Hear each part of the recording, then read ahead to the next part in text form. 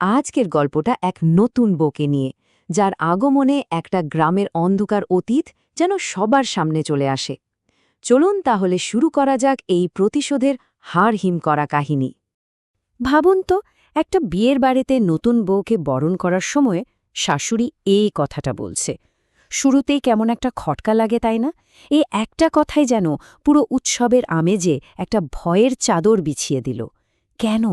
একটা বিয়ের রাত অমাবস্যার রাতের মতো ভয়ঙ্কর। এর মধ্যেই কিন্তু লুকিয়ে আছে আসল রহস্য। শুরুতে কিন্তু সবকিছু একদম স্বাভাবিক। নতুন বউ প্রেরণা তার বর সুমিরের গ্রামে এসে পৌঁছেছে। চারদিকে কেমন একটা উৎসবের আমেজ, কিন্তু আমরা জানি এই আনন্দের আড়ালেই লুকিয়ে আছে কিছু অদ্ভুত, কিছু ভয়ঙ্কর রীতিনীতি, যা প্রেরণার জীবনকে চিরদিনের জন্য বদলে দিতে চলেছে। সাধারণত নতুন বউকে বরণ করে ঘরে তোলা হয়, তাই না? কিন্তু এখানে ব্যাপারটা একদম অন্যরকম। প্রেরণার হাতে একটা আরতির থালা ধরিয়ে দিয়ে বলা হলো তাকে গ্রামের প্রবেশ দ্বারে দাঁড়িয়ে পূর্বপুরুষদের জন্য প্রার্থনা করতে হবে। আর সবচেয়ে বড় শর্তটা কি ছিল জানেন? এই প্রদীপের শিখা যেন কোনোভাবেই না নেবে, নইলে নাকি মহাবিপদ ঘটবে।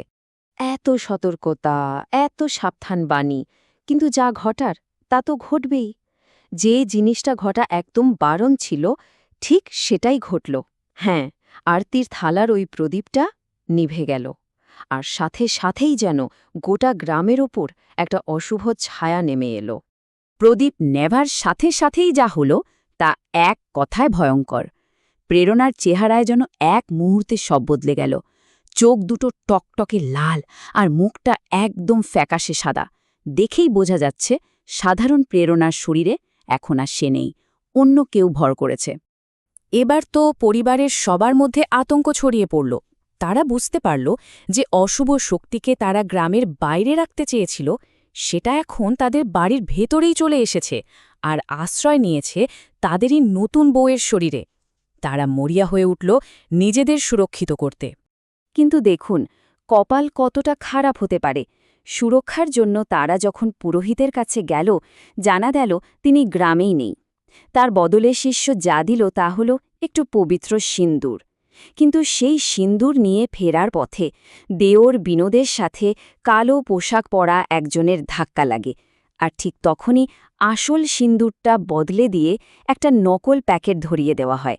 মানে তাদের সুরক্ষার শেষ উপায়টাও চেড়ে নেওয়া হলো। ওই নকল সিঁদুর তো আর কাজ করবে না, আর আত্মাটাও যে বাড়ির ভেতরেই আছে তার প্রমাণও পেতে শুরু করল প্রেরণা। সে শুনতে পাচ্ছে অশরীরী নূপুরের শব্দ, নিজের হাতে অনুভব করছে কারো রক্তমাখা ঠান্ডা হাত।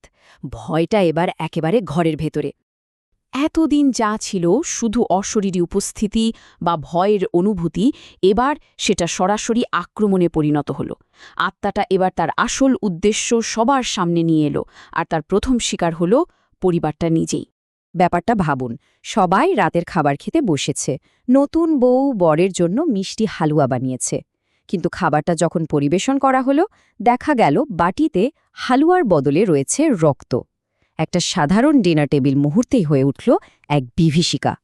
এই দৃশ্য দেখে বিনোদ যখন ভয় পেয়ে প্রেরণার দিকে সিঁদুর ছুঁড়ে মারে, তখন প্রেরণার শরীরে থাকা আত্মাটা বিকটভাবে হেসে ওঠে আর ব্যঙ্গ করে বলে, মন্দিরে সিঁদুর আমার ওপর কোনো প্রভাব ফেলছে না কেন? এই একটা প্রশ্নই যেন পরিবারটার সব আশা শেষ করে দিল। আর এর পরেই ঘটল প্রথম খুন। কোনো সময় নষ্ট না করে এক ঝটকায় আত্মাটা শাশুড়ির ঘাড় মটকে দিল। কতটা ভয়ঙ্কর হতে পারে এর শক্তি, তা তারা প্রথমবার হাড়ে হাড়ে টের পেল। কিন্তু প্রশ্ন হল কেন? কেন এই ভয়ঙ্কর প্রতিশোধ? কে এই আত্মা, আর কি তার পরিচয়? চলুন এবার গল্পের অতীতে ফিরে যাওয়া যাক, যেখানে এই সব প্রশ্নের উত্তর লুকিয়ে আছে। এই আত্মা আর কেউ নয়, তার নাম গঙ্গা। আর তার এই প্রতিশোধের পিছনে আছে এক গভীর বিশ্বাসঘাতকতা আর নির্মমতার এক করুণ গল্প। চলুন জানা যাক কি হয়েছিল গঙ্গার সাথে। গঙ্গার সাথে কি হয়েছিল জানেন? সে ছিল ওই বাড়িরই কাজের মেয়ের মেয়ে। বাড়ির ছেলে সমীরের সাথে তার প্রেমের সম্পর্ক হয়। একসময় গঙ্গা ৩ মাসের গর্ভবতী হয়ে পড়ে। লোকলজ্জার ভয়ে পরিবারটা তখন একটা নাটক সাজায়। তারা গঙ্গাকে মেনে নেওয়ার ভান করে একটা নকল বিয়ের আয়োজন করে। আর তারপর যখন গঙ্গা ৮ মাসের গর্ভবতী তখন তাকে নির্মমভাবে খুন করা হয়। একদিকে সমীর গঙ্গাকে একসাথে থাকার, তাদের সন্তানকে নিয়ে বাঁচার স্বপ্ন দেখাচ্ছিল, আর অন্যদিকে তার পরিবার ঠান্ডা মাথায় পরিকল্পনা করছিল কিভাবে গঙ্গাকে দুনিয়া থেকে সরিয়ে দেওয়া যায়। মানে ভালোবাসা আর বিশ্বাসের আড়ালে চলছিল এক ভয়ঙ্কর ষড়যন্ত্র। গঙ্গাকে যেভাবে মারা হয়েছিল তা শুনলেও গা শিউরে ওঠে। এটা কোনো দুর্ঘটনা ছিল না, ছিল এক ঠান্ডা মাথার খুন। তাকে প্রথমে সিঁড়ি থেকে ধাক্কা দিয়ে ফেলে দেওয়া হয়, তারপর মুখ বেঁধে মাথা থেতলে তাকে আর তার গর্ভের সন্তানকে শেষ করে দেওয়া হয়। কিন্তু এই গল্পের পেছনে আরও একজন আছেন, একজন মা, যে তার মেয়ের এই ভয়ঙ্কর পরিণতির প্রতিশোধ নিতে সবকিছু করতে পারত। আর তিনি হলেন গঙ্গার মা, রেখা। রেখা যখন মেয়ের জিনিসপত্র আনতে ওই বাড়িতে গিয়েছিল, তখন সে আড়াল থেকে সমীর আর তার পরিবারকে খুনের কথা স্বীকার করতে শুনে ফেলে। আর সেই মুহূর্তে তার মেয়ের জন্য শোকটা যেন দাউ দাউ করে জ্বলে ওঠা প্রতিশোধের আগুনে বদলে যায়। তাহলে পুরো ছবিটা এবার পরিষ্কার, তাই না? এই সব কিছুর পেছনে ছিল আসলে রেখা। মেয়ের হত্যার বিচার না পেয়ে সে নিজেই কালা জাদু শেখে। সেই কালো পোশাক পরে সিঁদুর বদলে দিয়েছিল, আর গ্রামের ওই প্রদীপ নিভিয়ে গঙ্গার আত্মাকে ডেকে এনেছিল প্রতিশোধ নেওয়ার জন্য। তো গল্পটা আবার বর্তমানে ফিরে আসে, যেখানে গঙ্গার আত্মা এখন তার হত্যাকারীদের সামনে। প্রতিশোধের শেষ পর্ব এবার শুরু হবে। মৃত্যুর আগে গঙ্গা তার হত্যাকারীদের শুধু একটাই কথা বলে, তোরা আমার সন্তানের ওপর কোনো দয়া দেখাসনি, আমি তোদের ওপর কেন দেখাবো। তার কথায় কোনো ক্ষমা ছিল না, ছিল শুধু নির্মমতার যোগ্য জবাব। এরপর ওই বাড়িতে শুধু আর্তনাদ আর চিৎকার। একে একে সবাইকে শেষ করে গঙ্গার আত্মা অবশেষে শান্তি পায়, মুক্তি পায়। বছরের পর বছর ধরে বয়ে বেড়ানো যন্ত্রণা আর প্রতিশোধের আগুনটা অবশেষে নেভে। কিন্তু গল্পটা শেষে একটা বড় প্রশ্ন রেখে যায়।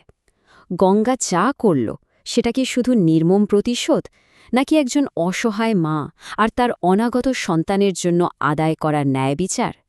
ন্যায় আর প্রতিশোধের মাঝের এই সূক্ষ্ম রেখাটা কোথায়?